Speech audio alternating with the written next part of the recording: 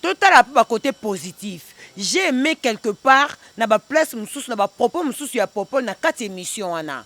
Oh yo peut-être ezaki na kati nanga mais na boyi peut-être nga kolobango pour ba ko traiter nga jalouse. Mona leketu. Ba chino ba finga leketu PD. Ba chino ba finga ba traiter leketu PD. Mais leketu a réagi ça té. Il faut l'orage vendre na plateau. Aya ko confirmer biso que oui, je sortais avec Popol Mpassoula. Bozo sepela bakale finga mutu aza sida. Mais ce que j'ai ko répliquer bo mo nango mabe. Bakale za nani? Bo pesa bakali ba valeur na poto aza nani? Bakale tu ka zo mwasi okanda na ketchup te.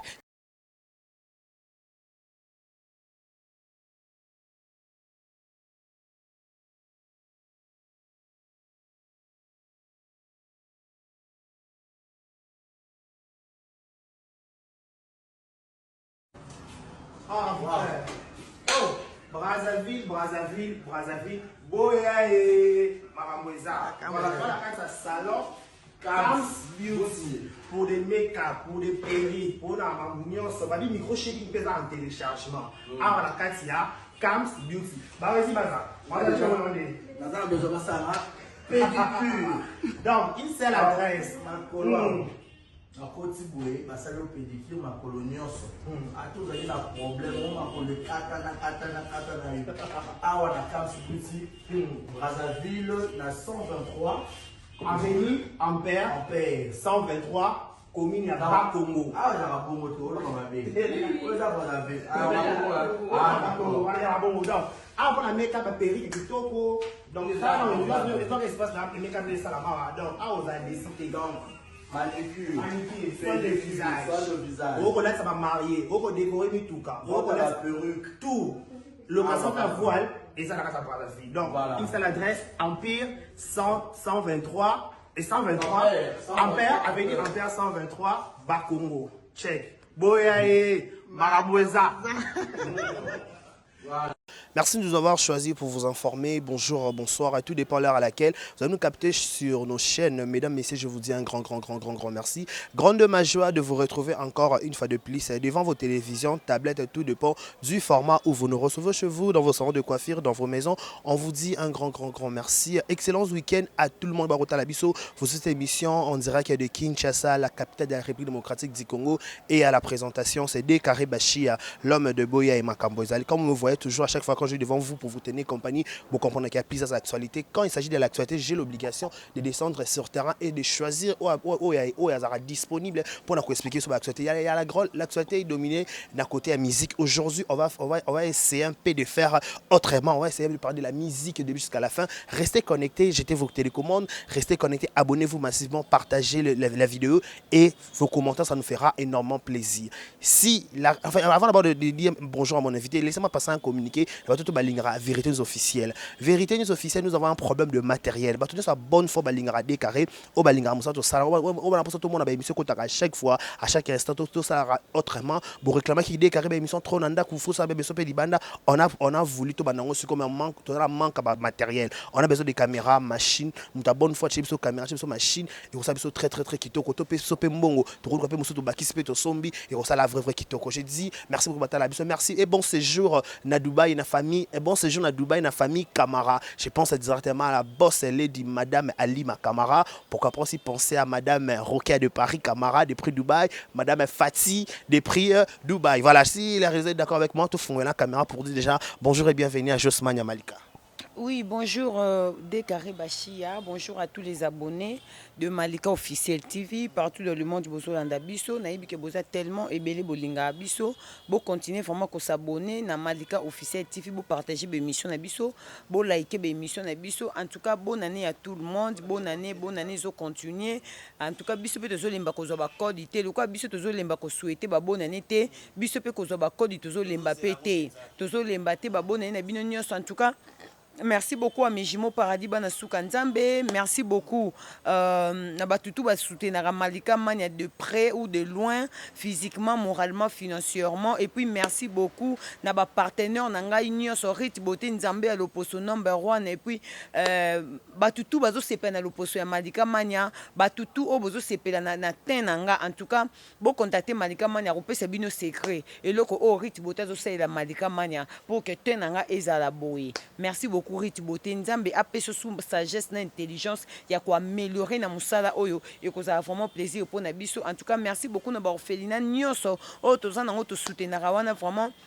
Merci Nabino Batou Bozara pour nous soutenir orpheline Rose et Bibiane Lukubika, les jumelles Paradis depuis Paris, je vous salue. Merci beaucoup maman Eugénie Mongaï belle et sans maquillage et les poumons de maman Eliane Nitou. Merci beaucoup à vous bonne année Nabino vraiment bonne année et puis nous représenter ba condoléances na maman Irène Masiando qui a koufeli yaya nae. En tout cas, je suis de cœur avec vous. Courage à toi, maman Irène Masiando qui a son arabiso pe na ba conseil belé to landara na réseaux sociaux. En tout cas, ba bonne année na batunyo so ba landara biso pe ba linga biso bonne année na yo pe décarré ba chia. Mijimo Paradis na pese ba bonne année. En tout cas, bonne année, na batunyo so ba linga biso, bonne année na batunyo so ba soutenir biso. Bonne année à Bernice Kena depuis Dubaï. Bernice Kena, bonne année na yo place Ozali. Moi José Mbouyi, bonne année na yo pe voilà. Voilà, merci beaucoup na Batouba Kota Labiso. Voilà, je vous avais dit qu'aujourd'hui tu auras la casquette moussous. L'autre me remettre en musique na chose mania malika parce que bah tu es appelé belé kuna tomber ba sortie médiatique et salami. Mais avant tout banana na ba sortie médiatique tout banana na question oh malika mania en tant que mon pantin en tant que analyste tant on va na romo na musique son de rekendele. Nous on a niveau ya rage, ton niveau na petit ça ba compte à rendre de ko le bandé mo que na musique entre le tout tira ba musicien nyonso lecture nyonso salaka. Bon, lecture on a ça na carte musique par rapport à la polémique. Polémique décarré. Polémique na musique et bandika na époque na génération ba fali na ba fierté. Polémique na musique et banda kala et banda preuve année bateau lelo ba yeko apprendre bateau lelo ba yeko so relève nango et ça c'est parce que ton bayaka ba coutera déjà polémique na musique. Polémique et banda déjà kala. Bon ton faire banda ko benga jibe nani oyo komone nani ngeleka. Faire un temps benga jibengeleka et ça musique polémique et banda déjà kala biso de ba génération biso to to kuta déjà ba polémique na musique ozo comprendre ba génération o yep na bien na mi o na génération o polémique ezate na génération polémique ezate biso to yebike bato bazoka na ba pota bato bakata na ba pota tala polémique ezate et puis ba fani baza ko se sacrifier peut-être pour ba musicien na bango à l'époque ezalaka pena omoni pena ke mandiaka manko imoko ami beti mutu na mira zoki pota pona wera oh omona peta na bi à l'époque pena omona wera ye pena tamsu ba shege ba ozela ye akabela bango mbongo mais omona wera ye bimika boule propre fani pena sota mi bambina c'est kapo wera sali boule propre musique ezaka somme auto mona o ezelo côté ba fanatique pe eza débit to mona le côté ba fanatique pe baza ko se sacrifier te na ba musicien na bango auto mona pa ba wera o mona ba shege ba tondi boy ba ozela wera panja mbongo po vie pe na matière wana pe ko kabezaki na ngoti que o pa panja ba fani boy bando za na ngoti vie tema stratégie za ke belé o mona pe ba fani ba tondi boy ba ozela wera bima o mona pe na wera bimika boy kraka abeta musique na politique a gagné musique na politique musique laissé na politique yango moni suka nango pe asuki na pe na politique a poster na comme député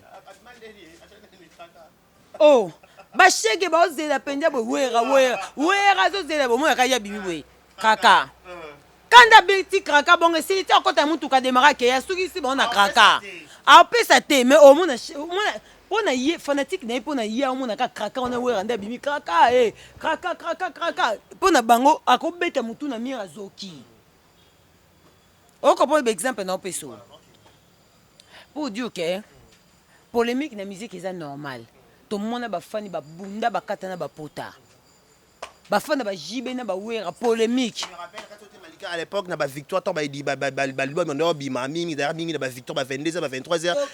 On a osomba ba CD. O kuta na pe bona ba fanatique o pe ba yebo bi tumbe ban. Donc ça dit lelo munde la facilité biso to somba ba CD autrement to ko tia ba vie na ba stream ya to ko tia ba vie na ba réseaux sociaux na ba vie et tout ça comprendre munde la facilité biso mais à l'époque ezaka bongo te pour dire que polémique e banda lelo te na génération o non mona kutu polémique te polémique lelo ezaka to finga na ba réseaux sociaux ko finga na ba réseaux sociaux mais ya kalezaka bitumba o na o akuta bitumba yo fanatique na o boye na bitumba bozokani pe ba pota ozomona. Oui, malgré les lopes, tout le monde a des vidéos, des réseaux sociaux, tel babundi, mais ils ont des qui inventé. Comme une insanité dans la télévision, par contre, quand il y a une insanité dans la TV. Oui, ben insanité à tes zalaka nangote, mais tout ce qui est clash, ezaka clash. Parce que ba clash, bando ça m'a fait que les bandes peu ko choquer, ba tout le monde na lobaka, na lobaka à tout moment. Insulte eza choix. Ngai pona choquer mutu, et c'est ngata na obimisa insanité. Navanda abaloba nanga de fois batretanga malika o finga affaire mais ngamo avant son avandi ben natali émission nanga na concertiser ngo non na pèse na fingi vérité mais peut-être tam sou kaka ba remarque na ngai na ba recadrage na ngai peut-être pour na bango eza choc yanga na loba pour na ko choquer mutu et singa te obimisa ba insanité ça dit peut-être ka ba dur na yo o eza pe na ba insanité te na kati et ko kipe ko choquer mutu parce que vérité chokaka. Vérité chokaka. Pourquoi la vérité blesse? Parce que vous moutou à l'obango. Aïebi que tam sou yemo ba lobé la vérité mo boy choka yanga bimi c'est lokwana. Vous comprenez? Donc c'est normal. Polémique na musique et banda pe lelo te bandi pe na génération OT et banda déjà et ça là to kutango.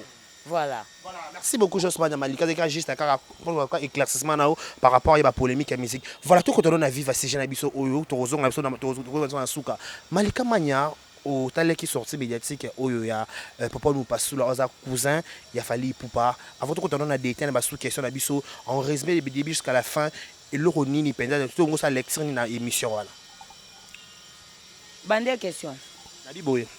Au talent qui émission papa nous passe sous là. Avant tout on a ba sous question en gros tout en résumé émission on a sur talent qui on lecture ni au ça là. Bon, émission il y a papa nous passe sous là. Lecture, bon, normal, caca, hein. Par rapport à la sortie médiatique, bon, je trouve pas mal.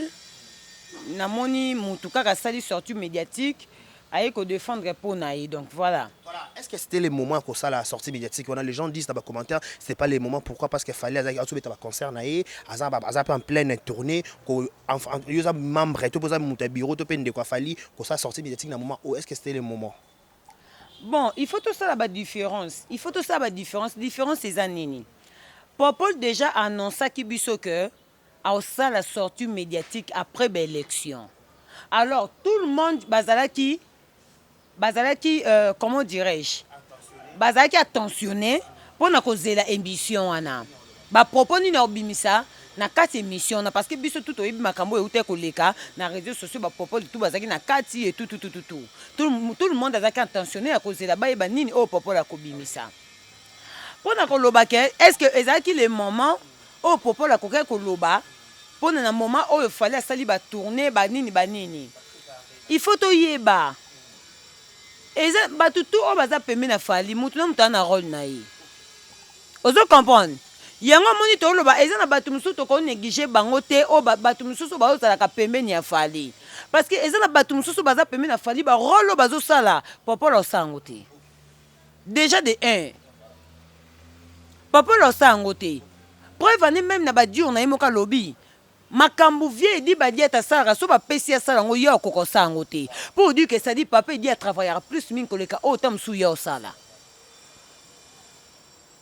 oui.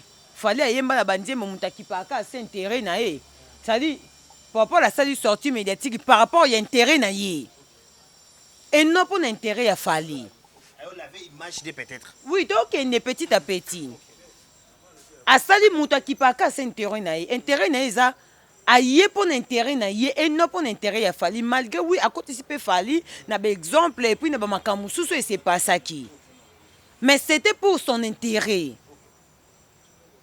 Parce que ce que et là on se avoir beau se poser ba question bino mo mi sa réponse parce que ceux qui pour intérêt na ye alinga lobela biso mambo ya lobité na émission wana alinga lobela biso ba ceux qui pour intérêt na été alinga lobela biso makambo ya lobi merci pour la correction alinga lobela biso makambo ya lobi na émission té mais de peur qu'à lobeli biso makambo ezo concerné yé c'est-à-dire ezaki pour intérêt na ye eza déjà réponse pour mi ça vous comprenez. Voilà, n'habitez ce qu'on continue. Tout le monde est sorti médiatique à propos de lobby que bah et ça a une explication na ba capture mozo le kawana à lobby yende a ebisaki grâce à l'émission to passe à la vidéo à cause excuser maintenant grâce à ça l'émission qui est numéro 1 pourquoi qu'on créer les fali likambo il faut ça comme on a mais bon ça comme numéro 1 na anglais non ko lobani. Oui, na sepeli na vérité à Popol. Na sepeli pe na vérité à Popol parce que ceux qui au monde na vie, tous à la ka wana te pour na kozwa ba côté négatif. Total a pu ba côté positif. Vous comprenez? Total a pu ba côté positif. Popol a lobby vérité. Oh biso to yebete.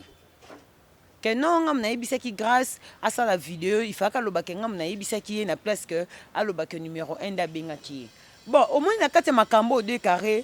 Même si on constate dans l'émission, on a salaki. Tant que on a tout dans question, il y a makambo, on a jail, il y a grâce, na bando lobake na kolobate parce que na boyaka ba traiter peut-être au moins na angle mususu, okoyi ko ya ko pesa opinion na yo, mais peut-être que opinion na yo et ko bimisa jalouse.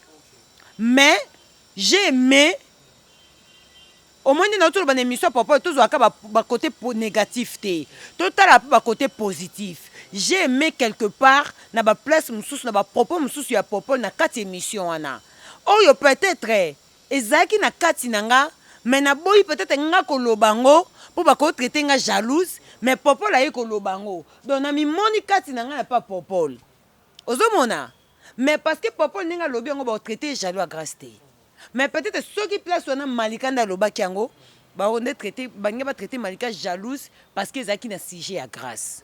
C'est pour cela que j'avais évité. Voilà. Bien au moins na émission sous na bande ko éviter ba anglais wana. Mais tant que papa là ko souligner ba place mususo o ngamoko peut-être tam sous Zaki opinion nga. Mais moi na lobango Zaki. Mais Popol a eu le bon na cadre de Popol, je félicite et ça n'a pas angle mususo à soulever na ligne à grâce. Oui, nesi angle au lobby nanga kendenge a condamné place wana. Oui, même si c'était moi, n'a condamné peka grâce. Et puis na angle mususo a lobby que grâce elle doit assumer parce que a petit saki a solo la na batu. Mais ayoka kita soli toujours yango ba enregistrer grâce na sepeli na ba sincérité na mususu lobby place wana ozo comprendre na sepeli na ba sincérité na ya ko exposer les biso quand même ba biloko biso to yeba été place moi ba noir sur blanc ezalaki ba nungu ezalaki mais ya eko ko éclaircir biso. Avant avancer, on a nos questions, on a nos questions à Diboso, on a mon Kirindika. Il murmure, on ne sait pas. Sauf à la franchise, mais on expliquer, il y a aussi biso que papa mon passou là, il fit ex ya Lorachou. Pourquoi ex ya Lorachou grâce à Beta qui mon signe c'est vrai, papa mon passou avec une relation à Lorachou. Bané baloba. Ba moura. Les ketchou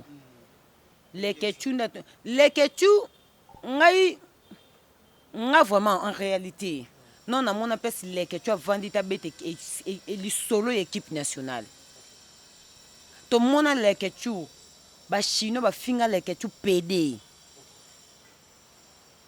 ba chino ba finga ba traiter les que tu PD mais les que tu as réagi ça té nangina lobanine les que tu kolinga ko extrapoler likambo oyo ozala na kati te soki oyoka lisolo eza lisolo moto abeteli yo po biso toya koextrapole likambo ya popola bima ya Lorachou il faut Lorachou vanda na plateau aya koconfirme biso que oui je sortais avec Popol Mpassoula tolingaka kobebisa mpe baréputation ya bato boye te kobima eza na basorte ebele kobima mosusu eza kobima mosusu ezalaki ya mwasi na mobali kobima mosusu eza ya vite fait basentiment mosusu mpe ezala te te faut tozala clair na bapropos na biso bacoup de foudre mpe ezalaka oza moto otanga mingi oyebi keseke coup de foudre ezalaka na bavie ya bato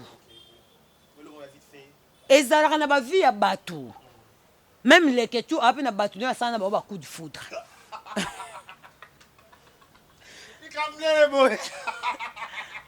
oui te faut toloba bavérité boyaka kaka kotombola makambo baninga te oui te ye solo parce que moi je sais pas soki lorachou pena avandisa leketu pe po ayebise ke babima na popol nani ayebisa efa tanga mpe na komba moto ayebise na ekiri ntika na terrasse na yo na terrasse na nga nayebi mambo wana te so parce que nga na terrasse na nga te na terrasse na nga eloko wana esalama te ozo comprendre tobeta likambo toyebi oyo boyebi te babete bino lisolo mponi bolinga boextrapole bozela lorachou aya atémoigne soki lorachou atémoigne apres bino soki boyebi bozwi mpe relève tokende ngo na basens mibale bacoup de foudre mpe ezalaka mais eza bolingo te yango napesa exemple yo mpe ozala bacoup de foudre na yo bozoboya bacoup de foudre po baresi mpe azala bacoup de foudre na ye bozali bacoup de foudre bino bozobomba boyika boya kobimisa coup de foudre ya papa na ye lorachou mpo na nini grâce abeti moninga mosinjo encore abotola lorachou mobali yango mpe baprome ezolanda ye nalobi boye botika koloba ezalaki ekendaki même na mour azalaka su na biso na kinshasa te mour mpe mpo aconfirme fo lorachou ayebisi tozalaka mwasi na mobali soki eza coup de foudre bobeta yango te ezalaki coup de foudre c'est tout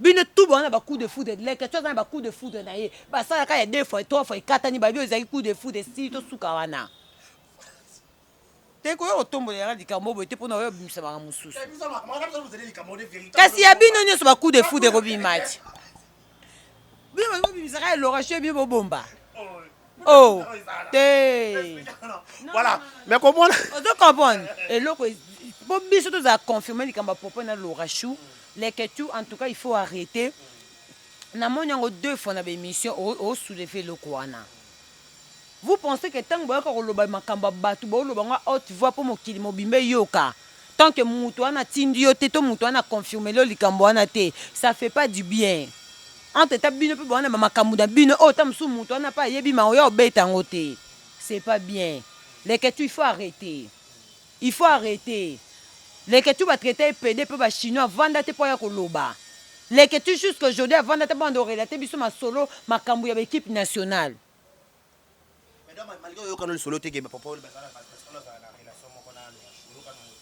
nayoka ou pas tant que lorachou ayebisanga te ke baviva bolingo soki baviva bolingo tokolobake baviva bolingo bolingo eza te soki eza coup de foudre eza bango parce que so bocomprendre mo ya coup de foudre koza moto bokutani ka lelo ta mosusu bozali na kwiti ta mosusu bomelaki ta mosusu bomelai 20 côté coup de ekoki te bosepelisani c'est deux choses différentes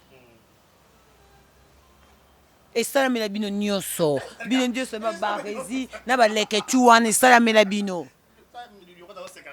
oh ben oui oh boza bato mpe bino boleketu ekomela ete aremorke moto ya bato ekomela ete oh botika voilà mais malgré comment on a proposé la télévision quoi simer relation na ina grâce oui grâce à alobaki kaka à un message ni atanga komba alobaki komba je sors avec les cousins de Fali mais comment on a mon cousin Fali a simer relation na grâce est-ce que relation ça promet dans les réseaux sociaux est-ce que comment tu trouves ça comment on a sorti médiatique et tout comment on a confirmation pour Paul qui est en relation amoureuse na grâce bon relation nani popol sortie médiatique na ye nde tolobaki au moins nde fallait yemba moto akipaka s'intérêt na ye popol ayaki juste mpona kosauver po na ye et puis na po ya copine na ye c'est clair ozo comprendre c'est clair parce que popol atikaki kobeta lisolo ya concert ya fallait ya Cameroun te Papa a tika ko beta lisolo ya tourner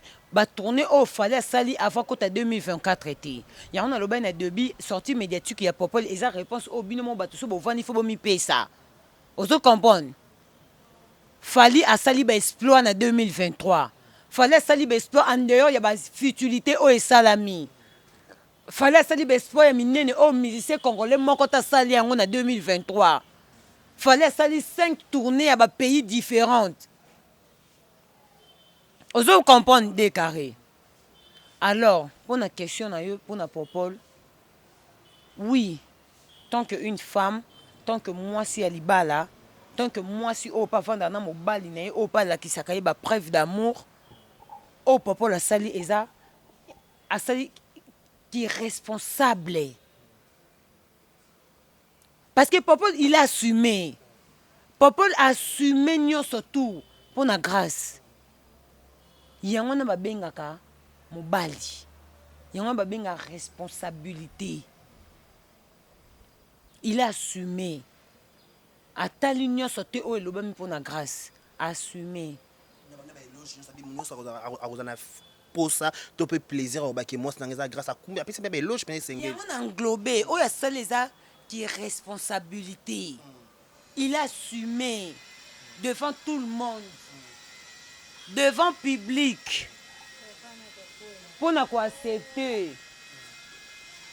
Relation à une grâce. Oui. Assaili pena ki mobali na ye. Mais eloko o ngai na senga na grâce. Soki grâce au la mission na nga. Eloko nga na senga na grâce. Na senga grâce 5 choses. Ya liboso eza respect. Yami baleza humilité. Yami sato eza considération. Il y a 4 atia prière. Il y a 5 azongisele sincère wana. Et koki 5 considération azongisa sincère. Parce que oyo popo la sali. Popo la za mobali. Peut-être il avait aussi des relations. On peut bander ko promettre, on peut tam soupa promettre ki bango. Oso comprendre, te aza mobali. Biso sto ba paradis ba linga biso, azaka na ba engagement pe. Mais pour na s'imposer, a mona ki biloko wana o nga na tangeli grâce. Parce que décarré mibalo bazo lingaka biso basi ya réseaux sociaux. Soko saleli biloko wana te, c'est trop risquant. O bando changer mabala. Mabale bando kufo bando tika kana bana. Soko te pete, ngai kombo na nga na réseaux sociaux, ngai naza danger, ngai na yeba ne ba musicien, ngai na yeba ne ba prêtre. O bando tika kana bana. Yo kasi bato ba tika na bana ba regretter te. Ba regretter te. Malgré tam sous la question on a publicité. Allez la ka. Soka tali mwana o fala yemba soko tali kunale soko tali bilongi na bango ekokana. Tam so talo tika na photocopie mo boye. Mais kolo photocopie azala souté. Et ça la passe. Alors, ba conseil on a ebisi grâce. Yango wana salela. Au moins tu as ba couple ba jeune parce que au bas ça déjà ça des bolingo vini sur ça yango wana donc déjà papa là il ko accepter dans les réseaux sociaux et ça déjà ça prouve déjà que et là comment ils a quoi rassurer biso na sima nango alors il est comme sous ya ka lokwa ba G biso le ba paradis bazo biso lokwa ba G mais le l'autre vendre tout s'imposer yo kasi ba yo kanti basi au paradis paradis tika même na basi ya poto place basi on peut baza ba Hollanda paradis tika na basi ya poto. Ngana leka basi wana nga avana na Kinshasa na kana passeport na carte électeur mais moi so yo ya tika na za mukanda na passeport rouge ngana leki moi si wana mais peut-être ba qualité au moins sa poto o ngana nango e kokante na au moins sa poto anango yango esali ke na vanda ba qualité na nga wana yango na pesier. J'ai aimé. Yaya. Baso pe ba vivre rapé, tam sous a vivre na papa moi ya 70 à 80 ans. Peut-être ezaka tam sous. Ezaka destin to ezaka libaku mo be koti par rapport ba vie autre comment vivre, tam sous famille pauvre, to famille boina boya te to vendre na biso kaka. Mais rêve ya moi signor son vie na e, azapi na mobali ya génération na e. Mais comment on a autant que warrior, comment on a propos quand émission on a eu décision au PC, c'est que les gens peut-être au décision PC qui grâce à infiltration, cater protolement là-bas. Alors lobby eza erreur et quand ta faute chez Fali, na chez Grâce. Pourquoi chez Grâce? Peut-être grâce à Zara Moutou, à cause ça peut dépression.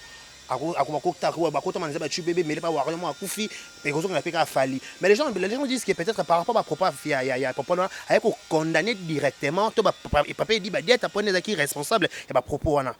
Bon, ngai place wana na place papa la condamné papa dit ba diète il faut condamner Fali. Comment ça? Faut ça clair. Papa dit ba diète jamais ko ça li kambo sous ordre Fali.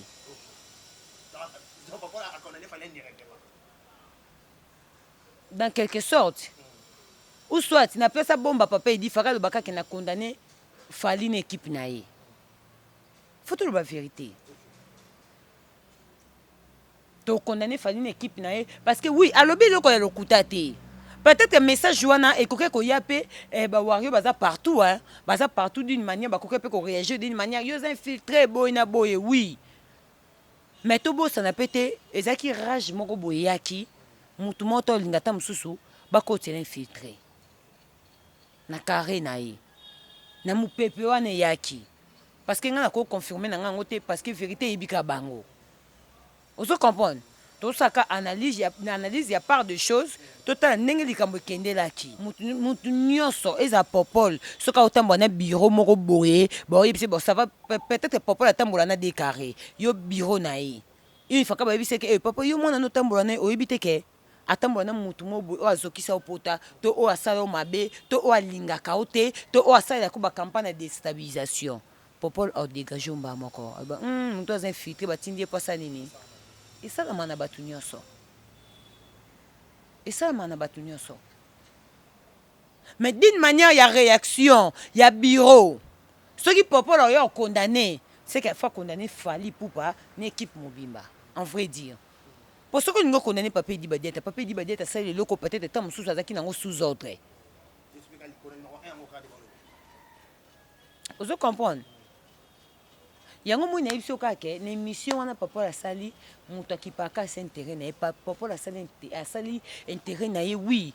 Ezapi mabete ayaki pe pas sauver pour na ye ayaki pe pas soigner loko peut-être batu ba ye ba kité bazaki nango ignorant surtout plus mi pour na part na ye.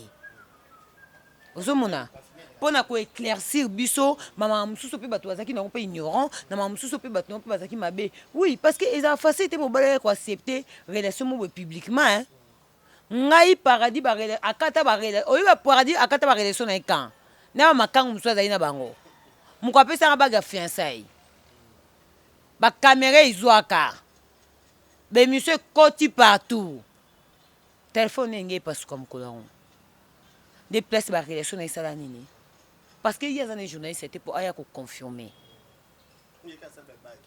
ka wana kake kata makambo pour dire que mutu nyonso mobali nyonso aya kaka te na réseaux sociaux pour à confirmer relation mobo c'est dit surtout mon sortie médiatique wana pour pas aller ko soulever les biso pe point wana ça dit grâce à Zoom c'est les sincères wana surtout respect mobali nyonso alinga respect.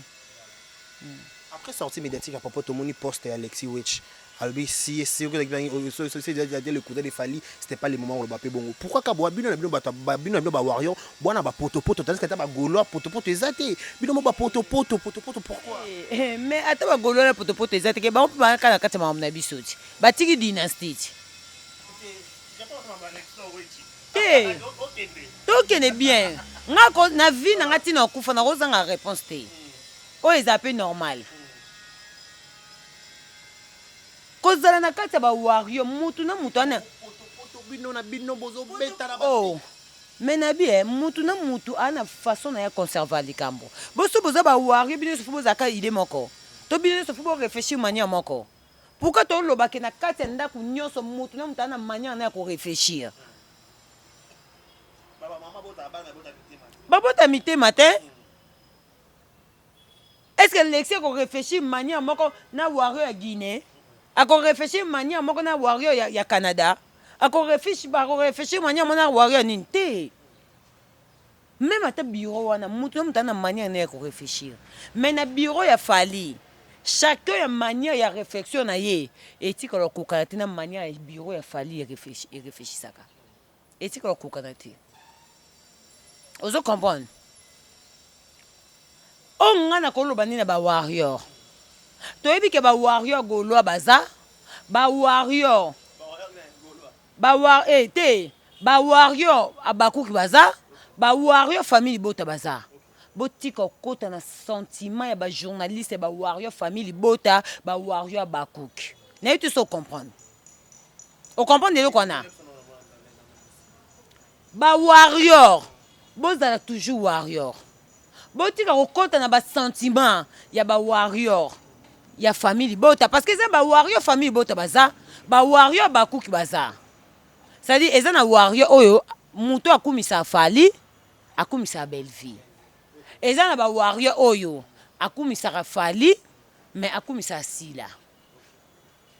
Na lobi bo anemo ba warrior botika kokota na sentiment ya ba journaliste oyo misusu bakumisaka belle vie na misusu bakumisaka sila bo se supporter so bo ko se supporter ti yango to mo ba retomber ba bozo finga na mi mo na réseaux sociaux il faut ko se supporter pe likamba ko se supporter zate message na ngeza pona ba warrior elinge lobanini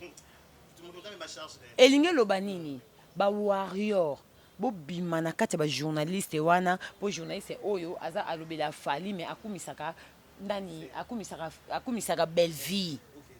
Na ito soko comprendre message nanga. Elinge loba nini? Ekoti ti na kati équipe ya ba warrior. Ça dit il y a une grande partie ya ba journal. Oh comprendre ngate hein? Ça dit une grande partie ya ba journaliste o ba lobela belle vie, ba yeni tu ko zo part ya grâce. Vous comprenez? Alors, ils appellent les warriors oyo balobela sila baki kozwa parti ya Jaël. Alors ba warrior bino bo pona fali, bo pona ba journaliste wana te. Bo zapona ba journaliste wana te. Bo même ata ba journaliste na soki balinga fali ya solo, ba otika ba futilité no ya ko sala non d'autre part ya makamba sangisa entre bango bazala ini po bango bakumisa belle vie. Bautika nani bautala ke biso tolobela no fali eza makambo to sanga na ba warrior famille bota ba warrior ya ba bakuki to kene no to dénoncer le mal.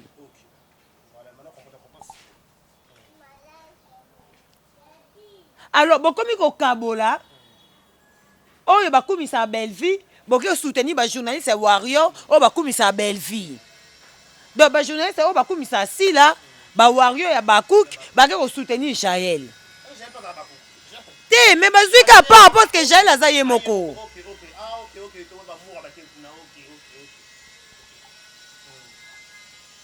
Vous comprenez? Ba warrior bo bima na futilité eloko wana. Bo bima na futilité eloko wana. Bo tika ba journaliste ya bango kuna ba famille bota kuna ba pota na makambu na bango. Ceux qui ba ko soutenir grâce tant que pour bango ba famille bota ba soutenir grâce c'est tout.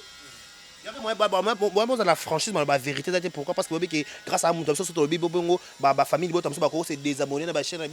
Donc, et bon, ça la falli d'autre part. Et bon, ça la falli. Où est-ce que tu as la falli? Bon, que tu as le comment encore? Donc, beaucoup limité parce que beaucoup de doit parler dans théâtre. Bah, warrior, beaucoup bima na futilité wana. Beaucoup bima na futilité wana. Bobima na futilité. Place au bon intérêt ya muta c'est lango pour intérêt au botika ye bokota te boke bo soutenir place au muta le bien intérêt fallait. Vous comprenez? Ouais, ils ont message ba warrior. Oh, ça mato yoka yoki. Oh, yoka pété.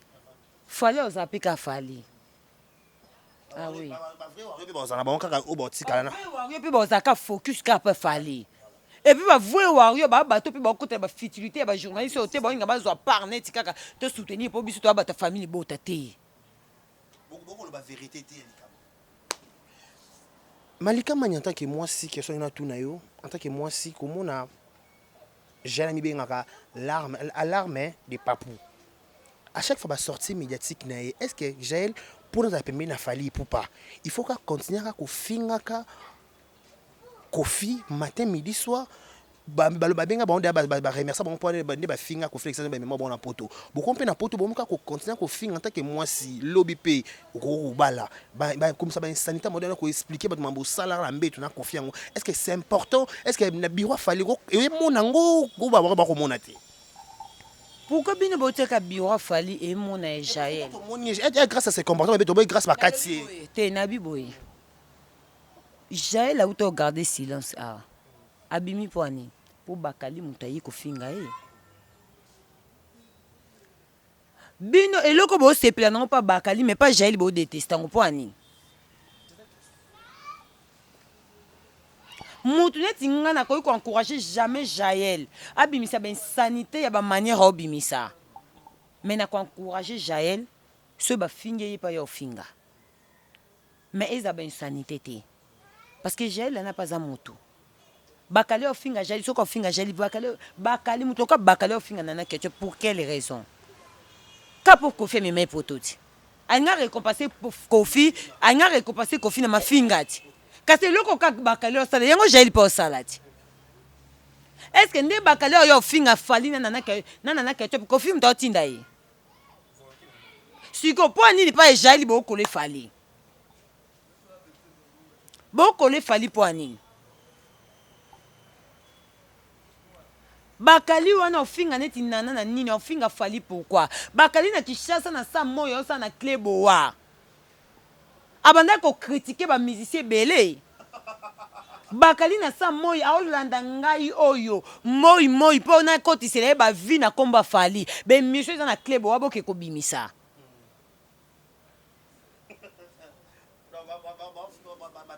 même on a récompense ya mafinga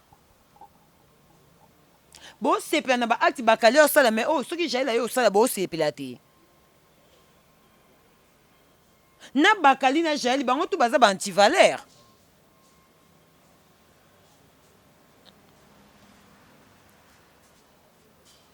siko bozo linga bakali ayaka kofinga fali ayaka kofinga nana ketchup po bakali eza mwasi ni ya malonga ata na poto mwasi ni ya malonga o bakali ozwi na vi na ye to ava kende poto mwasi ni ya malonga bakali azwa na vi na ye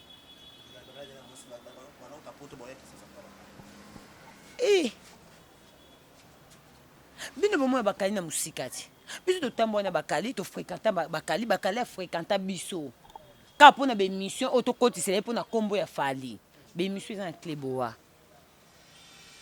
ngakutu emona bando obengana bakali na osala na yo te boniko yo lingi ka ere nyonso bakotela kaka bémission na bando obengana bakali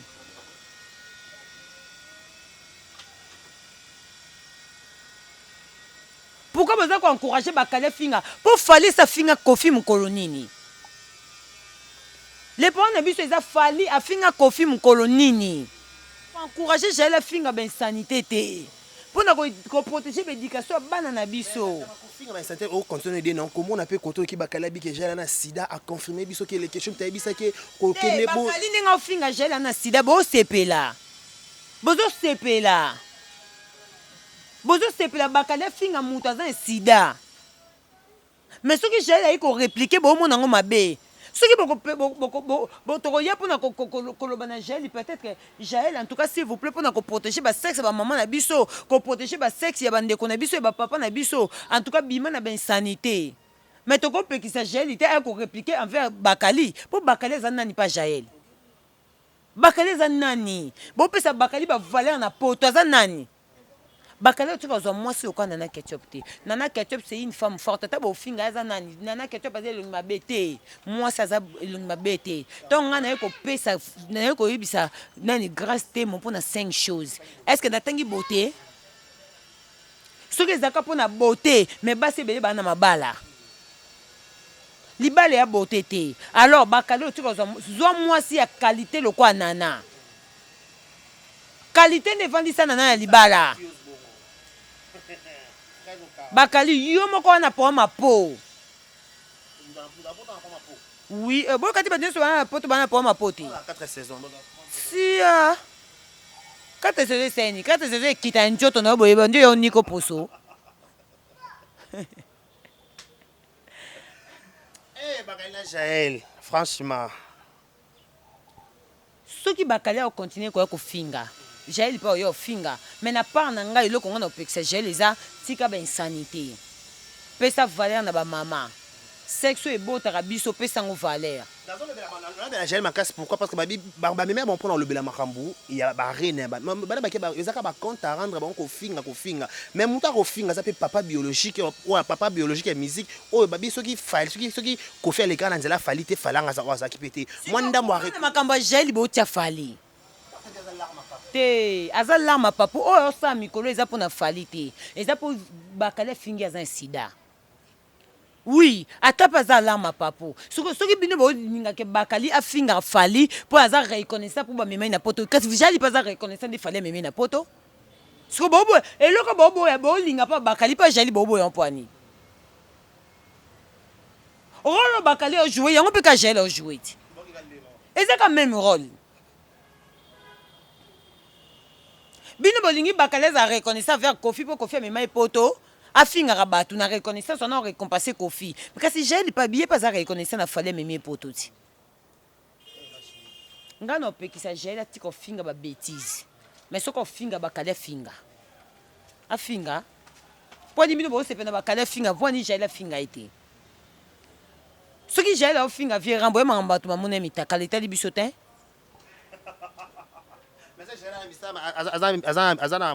aza un problème faut ça délivrance abimana pépé pas faire ça papa abimana pépé c'est qu'il faut délivrance po babi kuna babimana Kofi te babimana quadra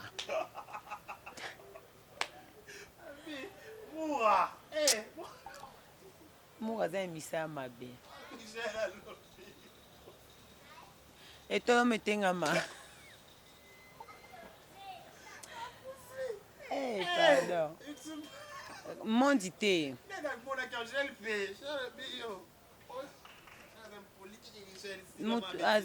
Jaël silama Jaël to protéger l'éducation ya bana biso silama l'éducation coûte cher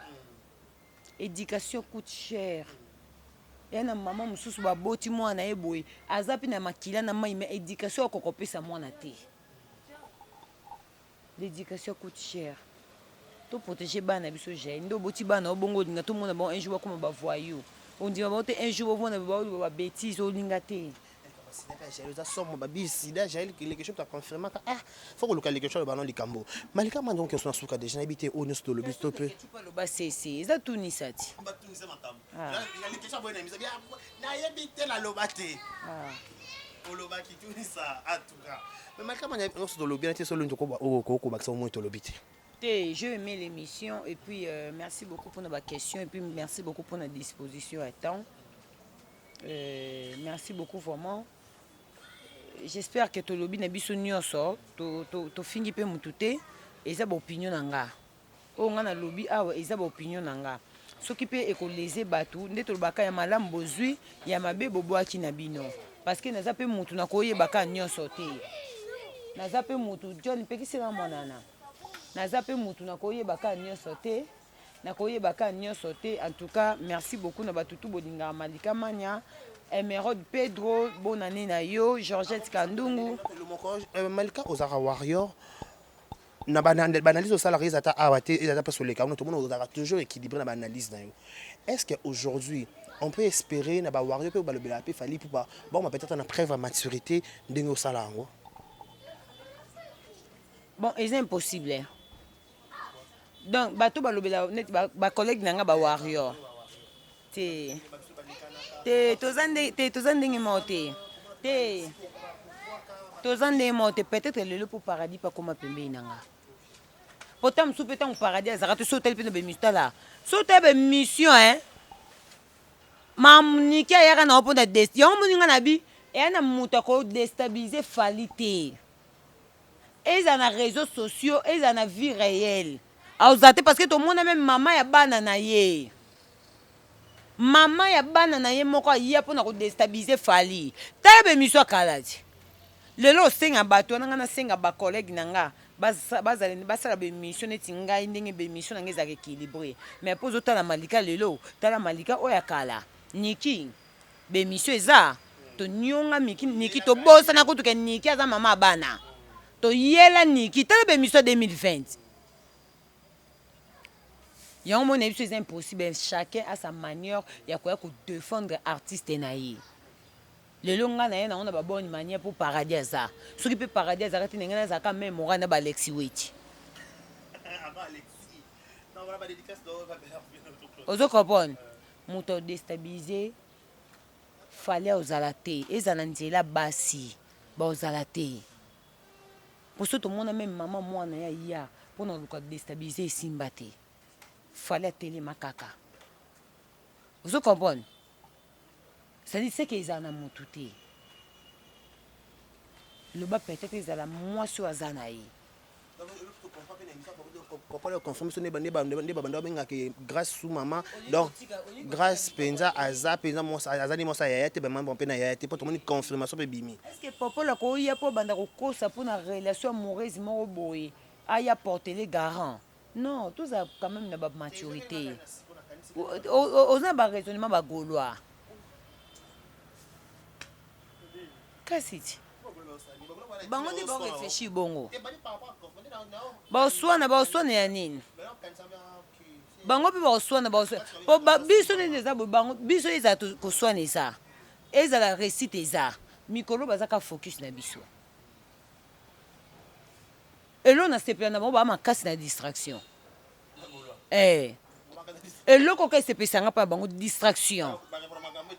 Ba yaka kokota makambo e koseni bango te ateta 42 chansons ezakuna. Ezela bango. Eh, pardon. Merci à tout balinga biso Biso pe to linga bino bo continue 42. Yo na moni zo bakisela ba mungwa mingi na ba émission. Mais est-ce qu'il fallait bimisa 32 chansons. Nous sommes tous bétaka. J'espère que au Koyeba 10 chansons déjà a fallu. Oyeba non? Parce que tangelanga 5 chansons. Il y a dynastie. 2 oh bimina 42 chansons.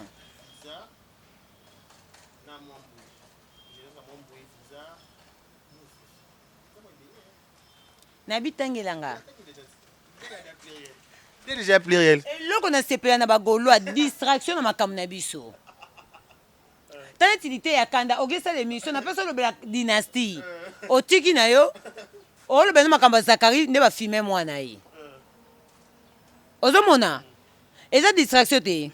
Mais biso ngai ni na za atana ye ko lobe ça dit no fali azana kati a utu ça ba tourner na ye. Ça dit 2024 to na aéré na mi balé na Hollande na Allemagne.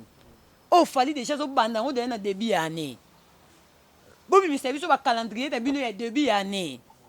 Tout ça, le calendrier de 2025 Stade de France. Hey! Et talibino. Bino bo kenda ka ko filmer moi na Zakari na pese bo sa promotion à 42 chansons Dynasty D. Voilà, ça est fini pour aujourd'hui. C'était là votre humble serviteur des Caribacha. J'ai reçu pour vous Malika Mania officiel. Malika Mania, Ndo Lobi Awa, Yamala Mozui, Yamabe Ozon aussi. Donc, Babi Abiba Bagolo, na Bagoloise, focus na 42. Na 42 chansons. Bon, bah, dans la 32 et Betaka. Ah, les cameaux d'amener, les cameaux 42 chansons. Baba Koufela, moi, la Zakari, va filmer Kuna. Na pese que ça promotion à 42 chansons. C'est talibango. Non, voilà, T'es coquille. Voilà, je vous dis un grand merci. D'ici là, portez-vous bien et bon de programme sur nos antennes. Au revoir.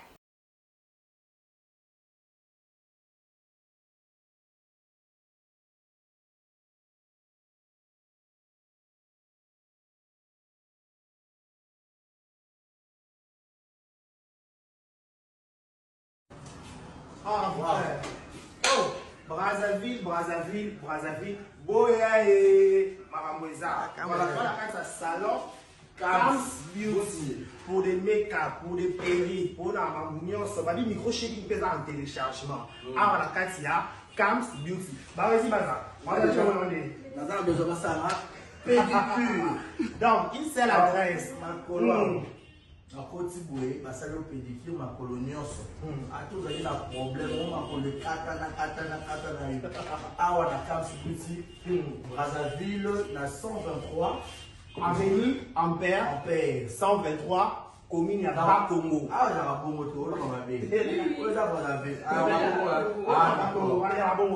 ah pour la make-up à perruque kitoko donc ça on espace là pour make-up de salama donc ah aux décidé donc manicure soin de visage on connaît ça va marier on décorer mituka on connaît la perruque tout location à voile et ça la casa Brazzaville donc une seule adresse Empire 123 et 123 Ampère avenue Ampère 123 Bakongo check boya et Maramoueza